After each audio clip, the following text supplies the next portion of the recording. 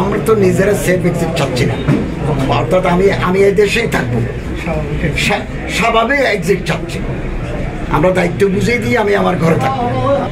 আমার তো বিদেশে বাড়ি নেই, দেশে শহরে আমার ঘর নাই।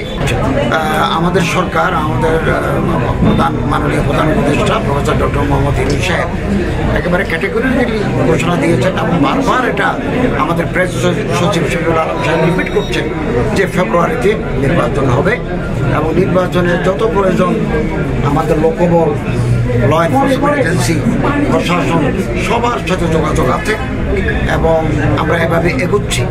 প্রতীকও প্রায় বরাদ্দ, পুরনো যারা দল আছে নতুন দলদের সাথে আলোচনা হচ্ছে। আমাদের প্রস্তুতি 100 এবং আমরা আশা করি এই নির্বাচনটা fair, free, inclusive, impartial election will be held.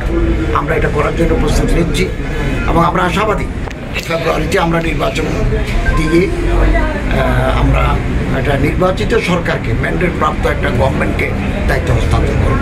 এতে আমাদের কনস্টিটিউশনাল কন্টিনিউটিটা, সাংবিধানিক যে ধারাবাহিকতা, এটা রক্ষা পাবে।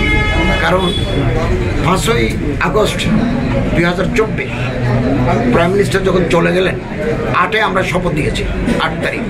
মাঝখানে 3 দিন ছিল ক্রুশিয়াল মুভমেন্ট। দেশটা কী হবে, কার হাতে যাবে, এটা একদিন ইতিহাসে আসবে। এখন আমরা দায়িত্ব আছি বলে এখন বলতে চাচ্ছি না। তারপরে সংসদ ডিজলভ হয়ে গেল, তাহলে রাষ্ট্র চালাবে কি? হাইকোর্টের পরামর্শক্রমে, সুপ্রিম কোর্টের পরামর্শক্রমে ইন্টারিম গভর্নমেন্ট ফর্ম হলো। আমরা একেবারে ধ্বংসস্তূপের উপর দাঁড়িয়ে এতদিন পর্যন্ত আমরা দায়িত্ব পালন করেছি। আমরা যখন দায়িত্ব নিই 20 বিলিয়ন মার্কিন ডলার রিজার্ভে ছিল, এখন 32+ আমরা নিয়েছি এবং আমাদের যত লেনদেন, বৈদেশিক যে আমাদের পেমেন্ট, সেগুলো আমরা লোকাল মার্কেট থেকে নিয়েছি, আমরা রিজার্ভ ধরে নিই।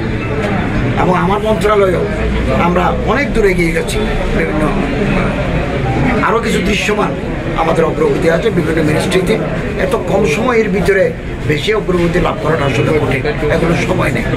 সংখ্যার কথা যেটা বলছেন, এটা নির্বাচন কমিশনের ব্যাপার। ওনারা স্বরাষ্ট্র মন্ত্রণালয়ের সাথে মনিটর করছেন, ওনারা এগুলো দেখবেন যা যা করা দরকার। তবে আমাদের প্রস্তুতি, আমরা তো নিজেরা সেফ এক্সিট চাচ্ছি না, অর্থাৎ আমি এই দেশেই থাকবো, স্বাভাবিক এক্সিট চাচ্ছি। আমরা দায়িত্ব বুঝিয়ে দিয়ে আমি আমার ঘরে থাকবো। আমি দায়িত্ব বুঝিয়ে না দিয়ে বিমানে করে পালিয়ে যাব, আমার তো সেকেন্ড হোম নাই। আমার তো বিদেশে বাড়ি নেই, দেশে শহরে আমার ঘর নাই। আমি ভাড়া করে থাকি, সাধারণ জীবন যাপন। দায়িত্ব নেওয়ার পরে যেদিন দায়িত্ব নিলাম 8ই আগস্ট, ক্যাবিনেট সেক্রেটারি আমাকে বললেন, স্যার আপনার জন্য একটা পতাকা সহ একটা গাড়ি আছে, আপনি বাসায় যান। আমি বললাম তো বাসায় নাই, আমি তো সকালবেলা ফ্লাইটে আসছি। তো তিনি আমাকে বললেন, তাহলে কাজ করেন, আমি একটা রেস্ট হাউস আপনার ব্যবস্থা করে দিই। এই দেশ আমাদের, এটাই আমাদের শেষ ঠিকানা।